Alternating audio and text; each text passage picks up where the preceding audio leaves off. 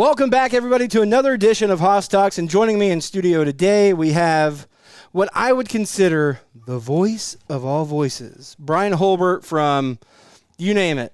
You name the series, ASCS Now 600, Chili Bowl, Shootout, USL, OCRS, ABC. 1, 2, 3. Bryan, thanks for coming in. Oh, thanks for having me. A little bit of everything. A little bit of everything. You got some pieces of every pie in your plate, and you are a connoisseur of announcing. I'm just a connoisseur of racing, and I don't care if it's modifieds, micros, stock cars, hobby stock, stick horse, track, sprint cars. If it goes udden, I'm a fan. Because you grew up in New Mexico, right? Yeah.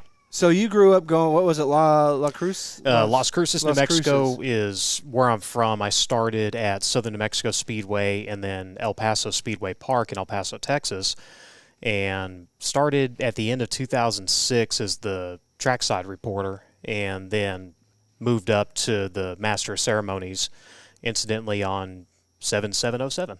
Whoa, Master of Ceremonies. That's a pretty cool title. I think that's what I want to start calling myself. Hello, my name is Hoss. I'm the Master of Ceremonies at Port City It's Raceway. either that or you're the king of the rednecks. Oh, hey, either way, I'm down for a good time. So, Bryan, how did it all start? Like, your family's always been into racing and just motorsports in general. Like, what was the calling that was like, dude, you're an announcer. You should do that? It was made really clear when I was growing up that I probably wasn't going to be in a race car. Pretty much what my parents said is, if you want to race, it's not going to be out of our pocket. And there's a couple things behind that, and mainly I think the biggest one is I could probably break a ball bearing with a rubber hammer. So they knew they couldn't pay for the amount of cars I was probably going to tear up, so probably a good thing. But the announcer when I was growing up in Las Cruces was Alan Moore, and kind of proof that maybe things happen for a reason. And this isn't to push anything on anybody. This is just my worldview. He had polio as a child, so he lost the use of his legs. However, he has one of the best radio voices you've ever heard. So he would call the races out there, and I hung on every word because he could make flies on a windowsill just sound exciting. And it really got me inspired to, man, maybe this is something I can do. If I can't be on the track, maybe there's something I can do with the track. And grew up and always, really admired what he did. And I was actually, you said my family raced, we were in sprint cars. And I was actually, at that time, crewing for Bumper Jones on his modified. Well, Bumper's sister, Holly Jones, was the general manager, of the track at that time, and she was also trying to pit report. And it was one of those deals where the radio wasn't getting through, and the mic was having an issue that night. And I joked with her. I said, "Oh, hell, give me the mic," jokingly, and she took me serious. And I was like, "Oh, I'm the last person you want to give a microphone. Like, I have no filter. Like, you've known me long enough. If it goes in my head, it's probably coming out my mouth." And she's like, "No, would you try it?" It's like, all right. So I pretty much worked for a hot dog and a pit pass at first, just to, see if it's something that I really wanted to do. And I loved it. I love the track side. So it's kind of nice during short track nationals, Ben Shelton and Tony Bachhoven do that. I get to go down trackside and kind of go back to where I started. Yeah. And how old were you whenever you started pit reporting? 2006. Oh God. I was still in college. Yeah. So I was in my early 20s. Early 20s. And you finally, did it just, right immediately? Was it something that you're like, oh, boom, this is what I can do this? Or was it something that took some time to kind of get the feet wet and get going? I still don't think I can do this. I hate the sound of my voice. Absolutely hate it. I cannot go back and listen to a race. There's some people that agree. It drives me crazy. I don't. I love it. Oh, there's plenty of people that can't stand my voice, but hey, you know what? But I'm still doing it. I always go back to, if you think you can do it better, by all means, the door's open. Come up and do it. So the door is always open, and you're always like an open book in helping everybody. You've grown to become I want to say the guy, one of the guys. Let's not say the guy, because there's a lot of great announcers out there that do this profession crystal clear and to a T, and everybody has their own style. And we were kind of talking about that beforehand as to, you can't imitate Chet Christner. You can't, Wade. You can't make another one of these guys. How do you define your style of announcing? I feel like when everybody starts, they're going to listen to other announcers, and that's really what you need to do, is listen to what other people do. Listen to how they call a race, their voice inflection, when they get excited, when they calm down, because there's a time and a place to be, screaming excited, but it's not when you're going, hot dogs are half price! Yeah. That's a little overkill. And that's something I had to learn, but when I first started, I was the worst impression of Tony Bachoven you've ever heard in your life. My family went and raced Knoxville for about 2 years in 01 and 02, and I'm putting some age on myself here. They would bring back the VHS tape of the race from the week prior, and I would watch it. So when I started pit reporting, I would listen to Tony, and I would listen to Justin Zock, and I can't remember if Mike Roberts was pit reporting at the time, but I would listen to him and would pick up on different stuff. So when I actually got moved up to being the announcer, I went back and I watched as many races as I could. So I don't even want to think about how I sounded that first probably 3 or 4 years. But I borrowed a lot from Tony, and then I started listening to other announcers, and Chris Steppen was another huge influence for me. And he's FYE Motorsports. He was in St. Cloud, Minnesota. He would come down and he would do our big modified shows. And the way he would call a race, the way he would talk about the race really changed how I looked at what's going on in the track. And I really started to borrow a little bit from him. And I just kind of pieced everything together and finally just kind of came up with my own style. But we borrow from everybody. Right. And that's one thing, like you may hear me call a race and say, shot to the shorts, as Chet Krishner would say, or, throw the keys on the counter and he's checked out, as Tony Bachoven would say. You give that respect and you pay that nod to the person that you got it from. But no, you're never going to be a carbon copy of anybody. And anybody that's doing this, you have to really work at it and just kind of develop your own thing. And there's only so many ways you can say they're running the top or running the bottom. Right. So yeah, you're going to be like, well, they're just a Gibson knockoff, or they're just they're just trying to be Haas, or right. There's only so many ways you can say it, but have fun while you're doing it. Over the years, you've become more than just an announcer. Whenever you took on the role within ASCS, you've I feel like you've blossomed into so much more than an announcer. What year was it that you finally, you got the call, or you got the opportunity to become the voice of ASCS and travel with Emmett and Matt and the whole gang there? So in 2010, the National Tour came down to Las Cruces, and they'd had a 2-day show, and I was calling the modifieds that night. It was the week after the modified winter meltdown, and we put up a little extra money, see if we get some of those guys to stay, and a couple of them did, and one of them was Tommy Meyer Jr. So it was him, Stormy Scott, and Johnny Scott. Those three I can probably credit for everything, because their race through traffic and the way they were battling each other both nights was just off the rails crazy. Right. We got through the first night, came back the second night, and Scott Traylor with Racing Boys told me, hey, you need to turn in a resume. And I'm like, what? I'm nobody from nowhere. Like, seriously? Well, then Donna Hahn was traveling. She was the scorer at the time, and she came up. Same thing as the vice president of ASCS, says, I need a resume, which totally floored me. I would have never dreamed in a million years that these two people would be telling me this. So they tried to hire me full-time for 2011. It didn't work out, but I still did part-time. So I did shows in California, Arizona, New Mexico, Texas, and a one-off show in Missouri. It was a Warrior show at Grain Valley. Oh, cool. Scott had me come up and do that. And I actually got hired full-time at the Winter Nationals that year down at the Devil's Bowl. Was that so? During that time period, was Racing Boys doing the broadcast at that time, or were they just the audio only? It was the audio only, and for the first few years that I was with ASCS, it was still audio only. It was only in the last couple years, really, that the transition to video happened, and it is such an undertaking. And a lot of people, when they're not on this side of it, they don't see what goes on. It's not as simple as a laptop and a cable. Right. To a cheap camera. Like, if you really want to do it right, there's a lot that goes into it. There's a lot of equipment, a lot of man hours, and to get it right and to be able to put on a quality broadcast, I mean, it's not holding your cell phone doing Facebook Live.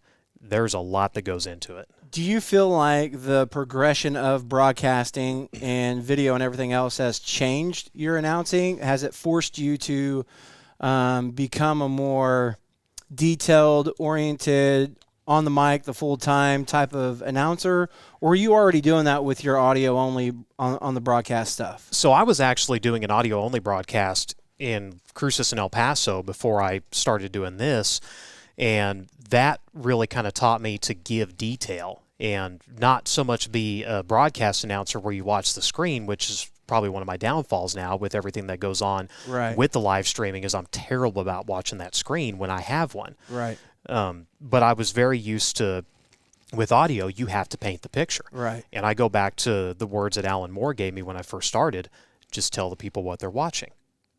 Right. So that's what I did. And, I try to give as much detail as I can for the people that maybe are just listening to try to really see and envision what's going on. And it's the progression of the broadcast has really, I think, changed the industry in a lot of ways.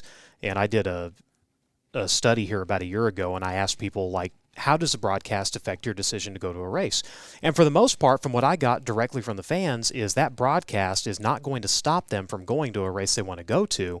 The thing that's going to stop them is usually the weather and how do I feel about that track? Do they run an efficient show? Does the staff treat me with respect? There's a lot of other issues, not so much that it's live, because any race fan is going to go to the race. Right.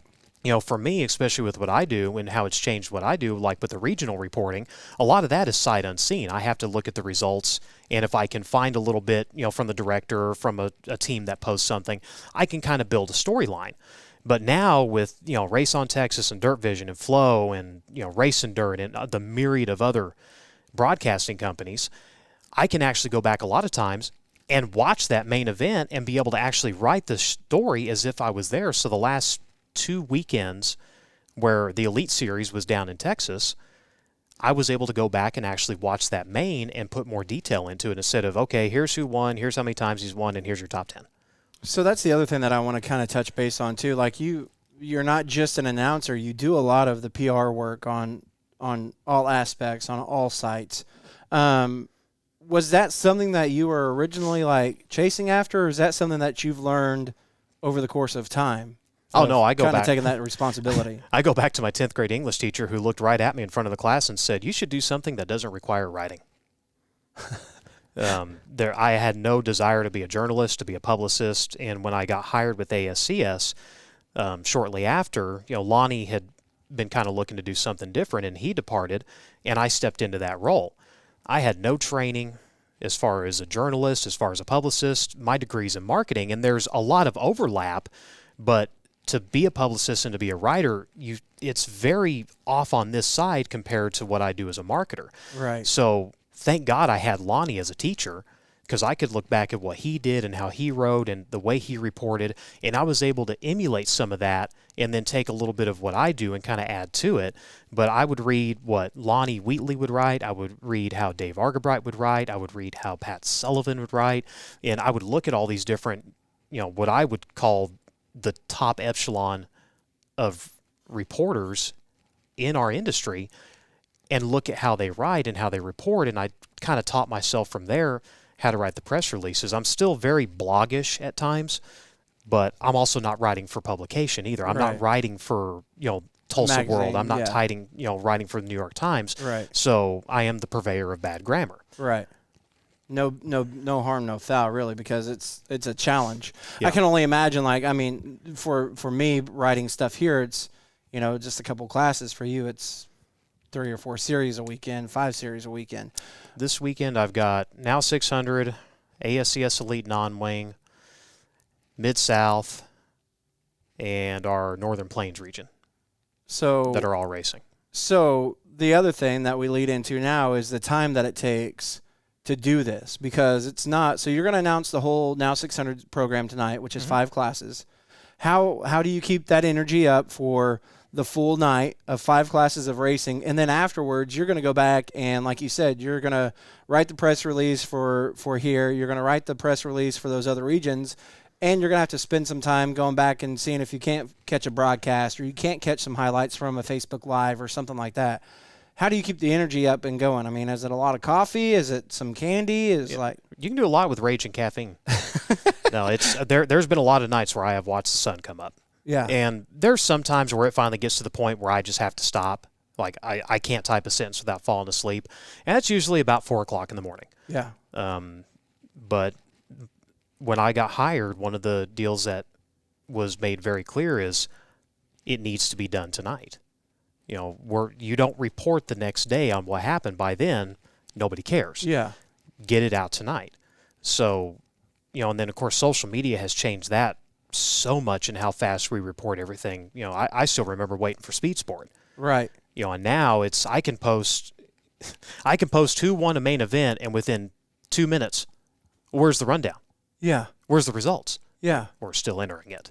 Right. But, you know, social media has completely changed how we report on an event. And from the detail that you get where you can report lap by lap by lap by lap, if you have a dedicated social media person to do that, do it. Right. Because it's only going to draw interest, and it's only going to pique people's interest in what Exactly. you're doing. But the ability to post your lineups, post your results, you know, give some maybe some explanations under a caution, because that's what I do with ASCS with the National Tour, is I'll post, you know, lineups, results, but as the cautions come out, that's when I'll try to kind of catch up. Get and that do buzz post. going a little bit. You know, so it'd be nice to have somebody else to do it, but we're just in a situation where I be that guy. Right.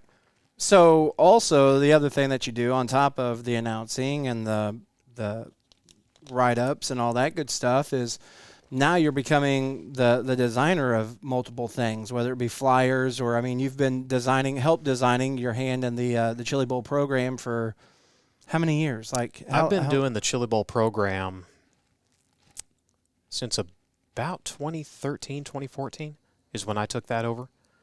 And so that's something that takes even more time, because your thought process of going back and reliving those times, you're taking some of your write-ups, you're taking articles from different folks to put in there.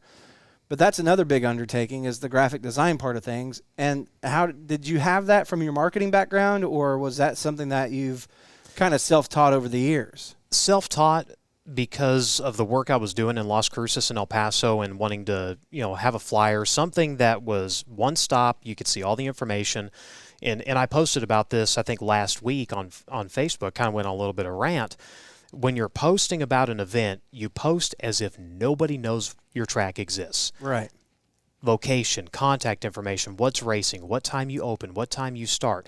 You know, this all goes back to, you're not talking to your diehard fan. You're talking to the casual fan, Yeah. the fair weather fan, the person that, you know, might be in town and realize there's a racetrack and go, I don't know, let's find out about it. But if they go to a website that hasn't been updated in 4 years, or a Facebook page that has, you know, weekly classes. Yeah.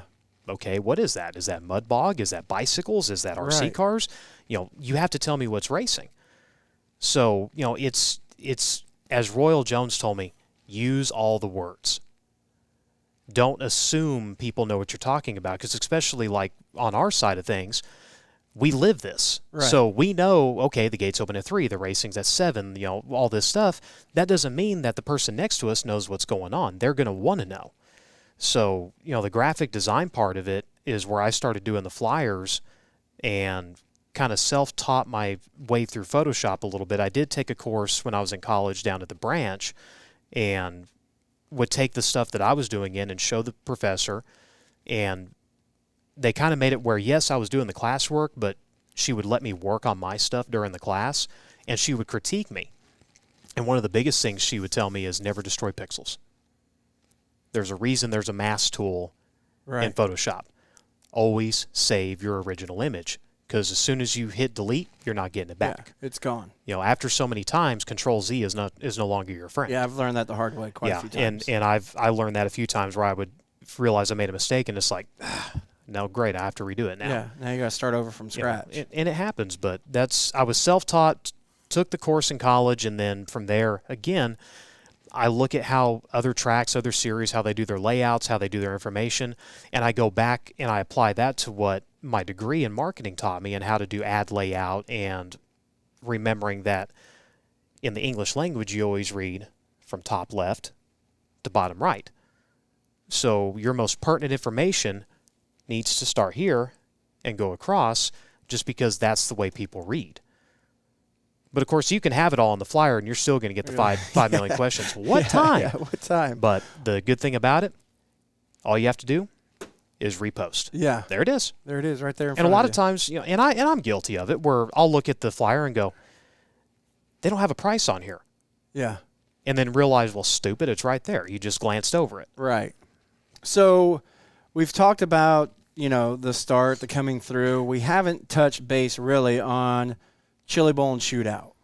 Like those, well, what do we want to call it, like a month? Because you're really in the building for 3 weeks, 3 to 4 weeks, right? It's a year-round process, but, I mean, really, we're in there for a month. Yeah. So that whole month, like, you literally, like, eat, breathe, and sleep the expo. Like, you are there from, do you even go home to the hotel or, like, because anytime that I've, like, so I get the opportunity to do some banners and do floor graphics and do different things. But anytime that I bring anything up there, even if the door's locked, I know that I can call you and you're like, oh, hang on, I'll be right there. Yeah. Like, you're always there. It's during those events, and especially leading up to it, I will probably work more hours at night than I will during the day on the actual what I'm doing.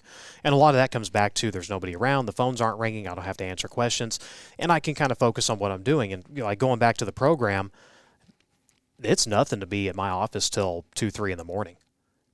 Just getting in a just rhythm, trying to just get in a rhythm, get that done, doing entries. You know, I'll do one night, I'll commit to entries. The next night, I'll commit to doing the program. The next night, I'll commit to, do I need to do another video? Do I need to do another press release?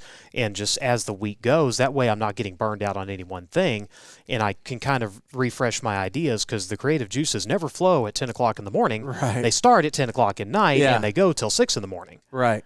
So your first Chili Bowl, your first shootout, announcing that, do you remember that? Like, just that feeling, that buzz? Was do you ever get nervous whenever you get on a microphone? Always.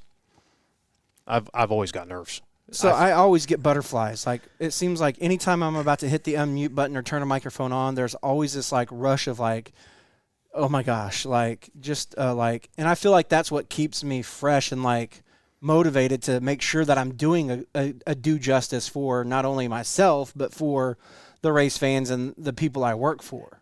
If I'm not excited about what I'm doing, if I'm not looking forward to what I'm doing, I'm not doing justice to what I'm doing. I don't need to be there. The day I roll into a racetrack and I just go, oh boy, here we go again, I need to find something else to do. Right. This was my hobby before it was ever my profession, and I've never found a hobby to replace it.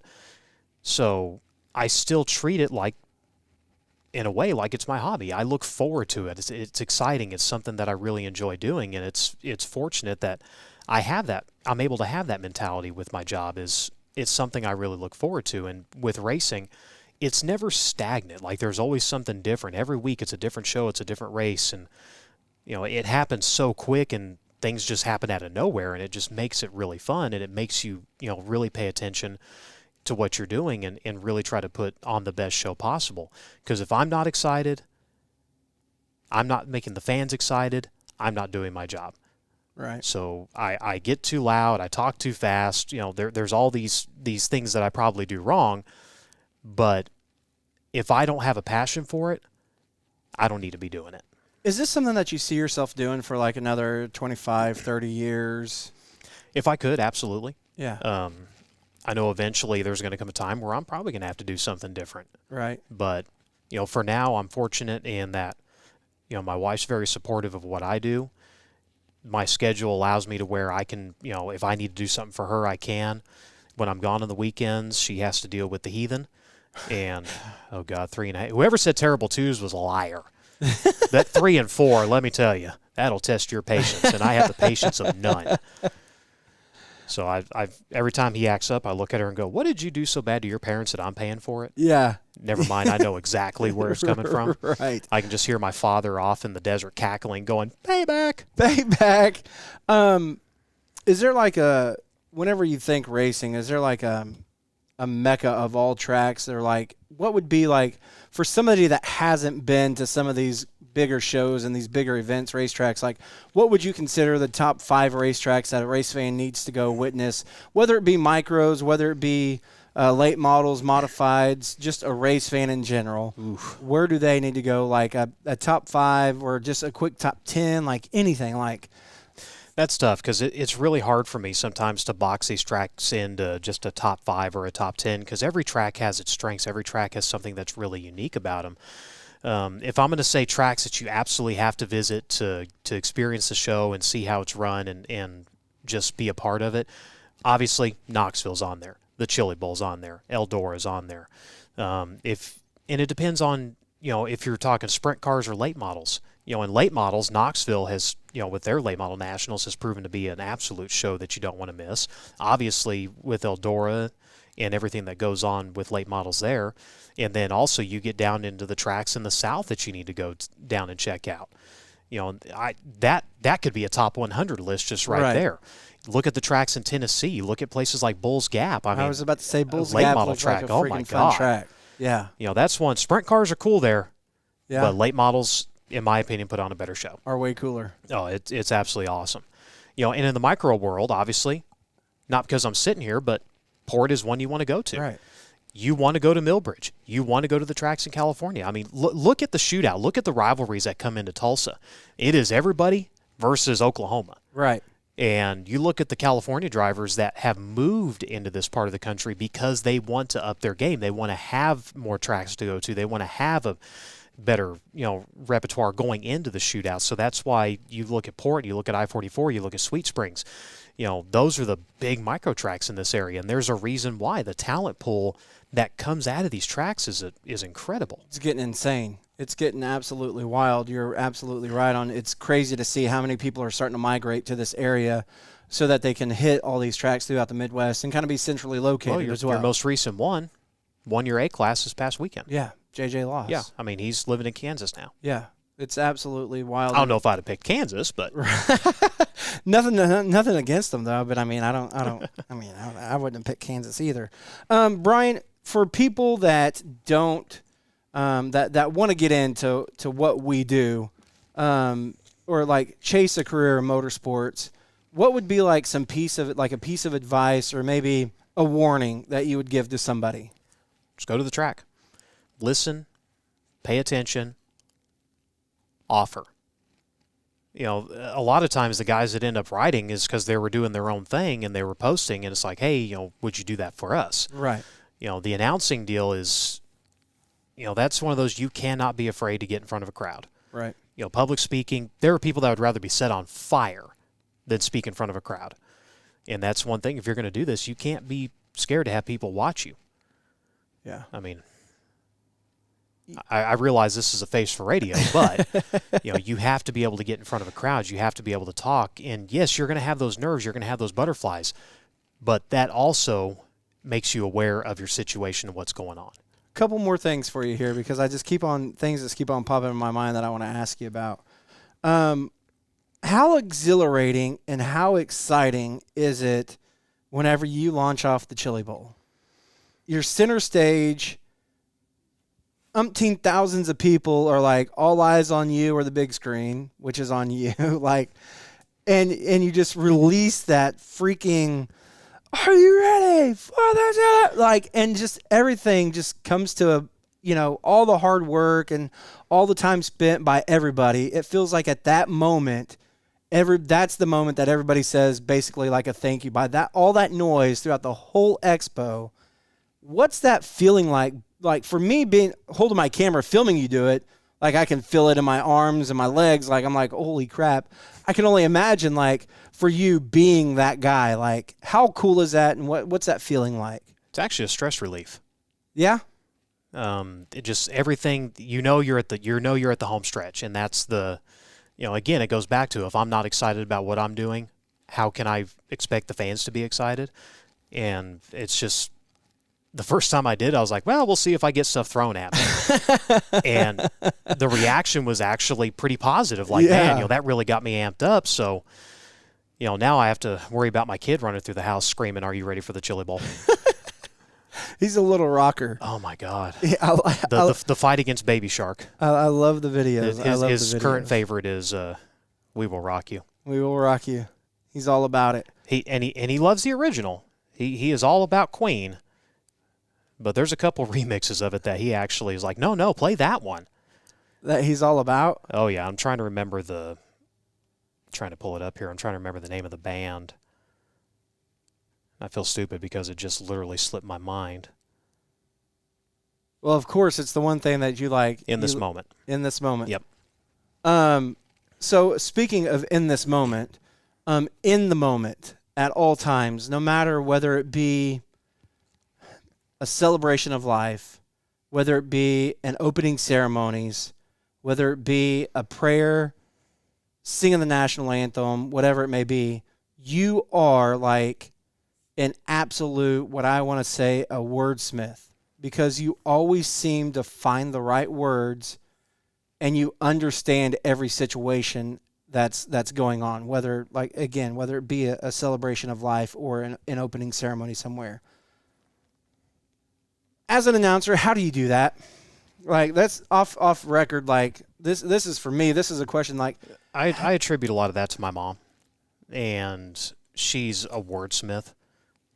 You know, you could have the TV on and she'll just ignore it. She reads constantly, and she would always challenge me to understand different words and to, you know, throw in that mayonnaise word and, you know, try to say things differently and just be aware of where you're at and what you're saying and how you're saying it.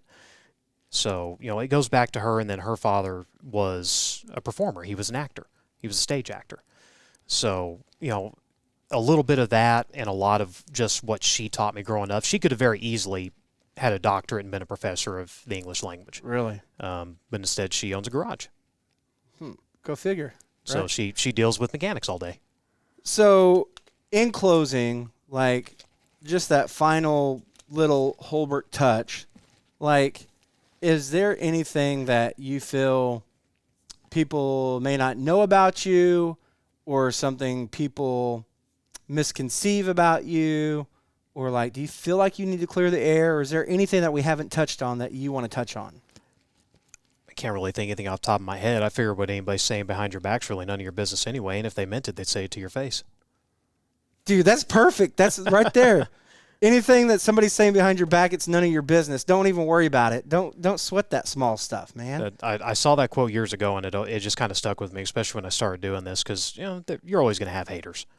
I don't care what you do. You could be a preacher. You're going to have haters. Yeah. I mean, so you just do your thing. Because I go back to, if the people that are paying me to be there and do the job are happy with me, that's who I report to. If Emmett is happy with what I'm doing, if Matt's happy with what I'm doing, if Terry's happy with what I'm doing, if Shane's happy with what I'm doing, then I don't have to worry about it. You're always going to have haters. I love that. That's how we're going to end it. And look at it this way. If they're not hating on you, that means you're obviously not doing it good enough. Right. If they're not hating, you're not doing it good enough. Because you know where that comes from? Where? Jealousy. Jealousy. Jealousy is like, it's a horrible thing. Anywho, it's Bryan Hulbert on Hoss Talks.